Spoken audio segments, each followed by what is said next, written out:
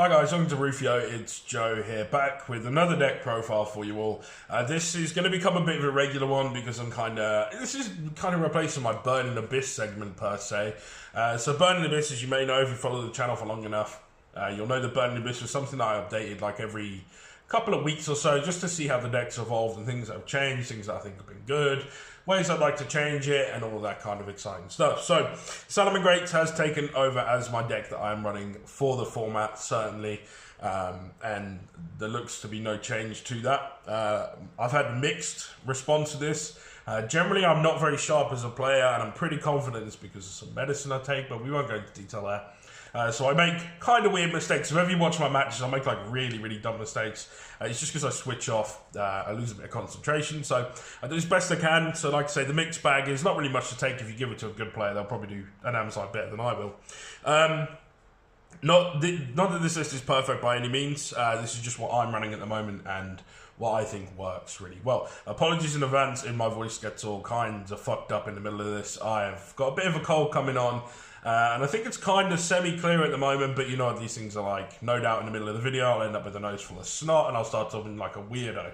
So, if you get any weird sounds coming out of me or I stop talking correctly, that is the reason why. Now, I'll stop wasting your time. I'll get stuck into the deck profile because that's why you're here. It's not just listening to me ramble on about nothing. So, let's start off with, I'm running triple Lady Debug. Now, triple is fine. Multiples kind of sucks a little bit. But you kind of want to see it in your opening hand. However, there is a new boy in town, 2 Flame Bufferlo. So I would actually consider cutting one of these for one of these. I would much rather open this than this. Digging in because you want to go first. You want to dig into your hand traps and stop your opponent playing during their turn. I understand the Lady Debug's good in that it can add one from the deck to the hand, essentially of choice. But you're running 3 Gazelle already, so you're likely to see one in your open hand. You're running 3 Spinny, so there's a good chance to see one of those as well. So what are the cards that you would actually want to add? You can search by other means. I've been able to dig and do chain blocking and that kind of exciting stuff. Flame Bufferlo is just excellent. I know a lot of people that I've seen out there aren't that sold on it. Just trust me, it's really good. The only issue I've had with it is that I find that a little bit later on in the game it can kind of suck, but by upping this to 3, I will see it a bit more consistently. So that's my thoughts on that one. I would definitely, like I say, change this to 3 and 2 in the opposite way round than what I've got it now. So continuing on to the actual Salamangreat stuff itself. So undisputed triple Gazelle, you have to run it at 3. There's no change in my mind about this at this stage. I can't see any reason not to run this at 3. Arguably the most important card in the deck. So triple of that.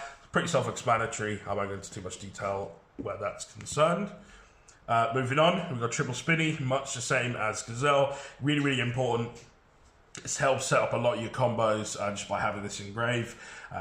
You know, as you know, 1 and 2 card combos just go off. This is really important. When this gets hit with stuff like Crow, it's a real problem. I've cut down to 2 Foxy. I was running 3 before.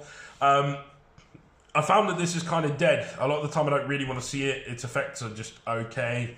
The kind of pot effect is fine, but there are other cards that I would rather use my normal summon on.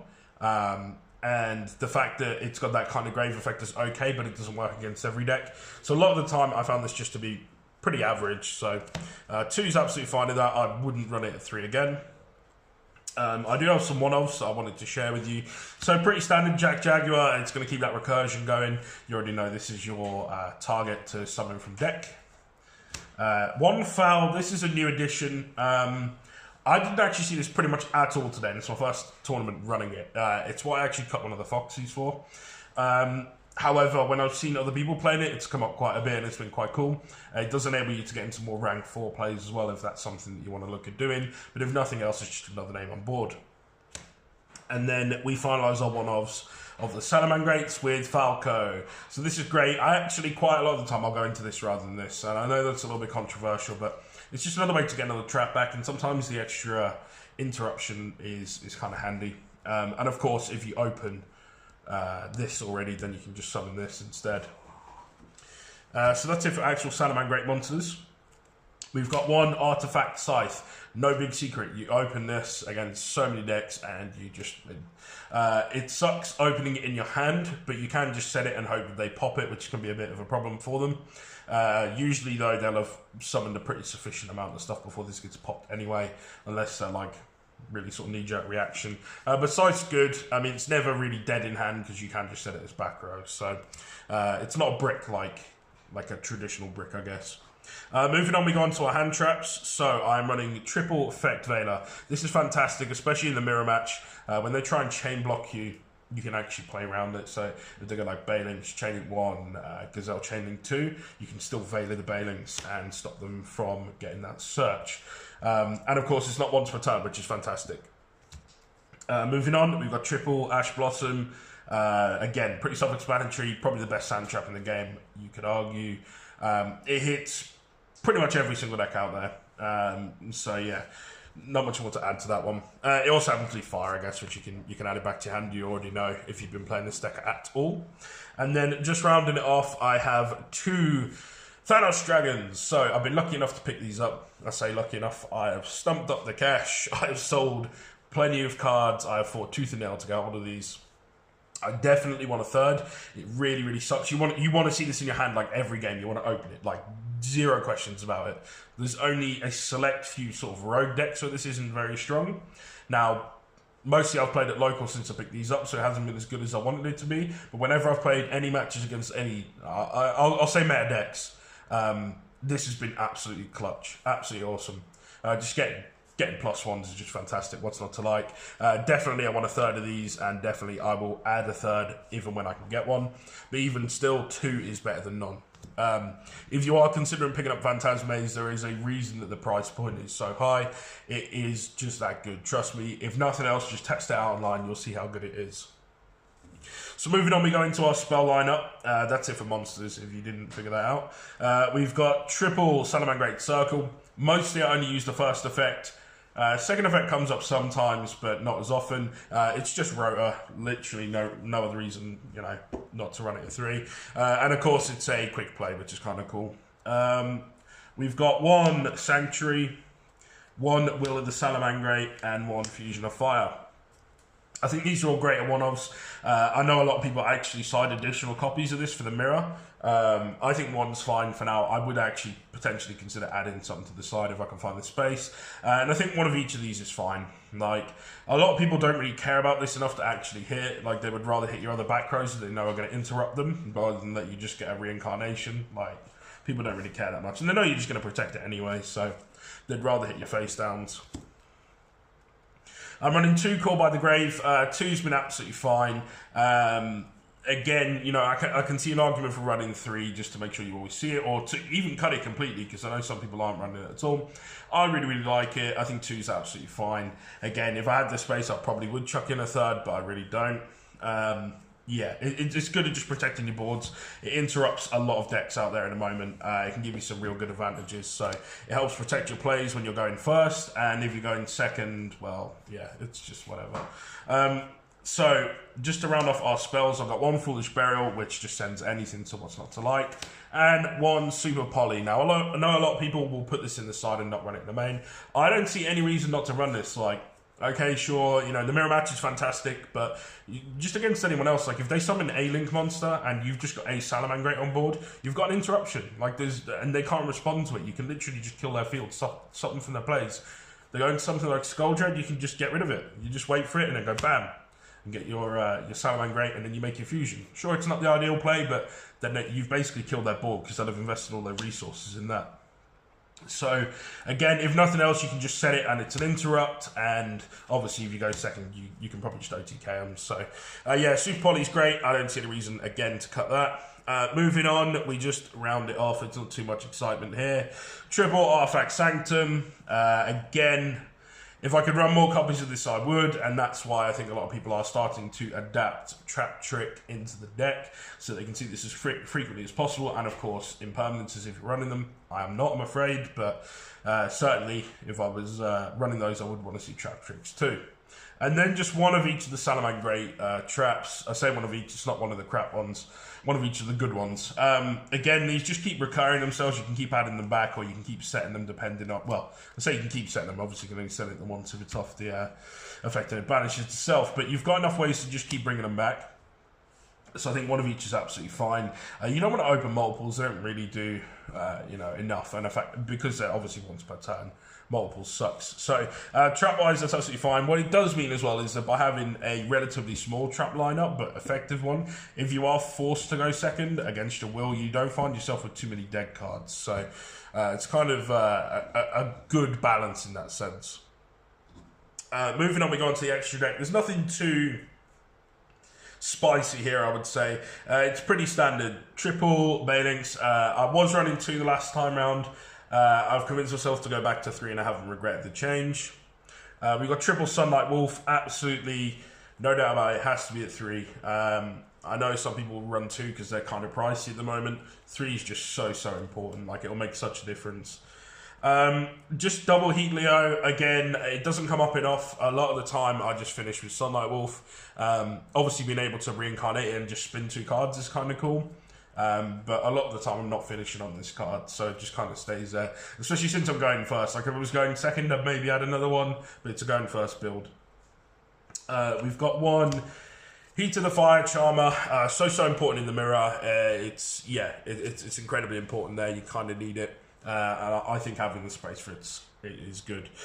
We've got one Mirage Stallion. I was running this before at 2 and 3. I kind of played with it a little bit. No one ever really stops this, like when it's engraved, getting spun back. You've got enough ways to put it back and just recycle it.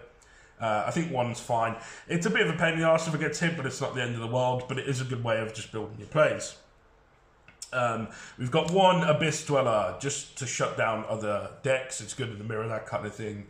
And of course, you've got more ways to play it if you're putting Fowl in as well. We've got one Violet Chimera. It's one of your win conditions. This is going to help you OTK, especially in the mirror. This is absolutely insane. It speaks for itself.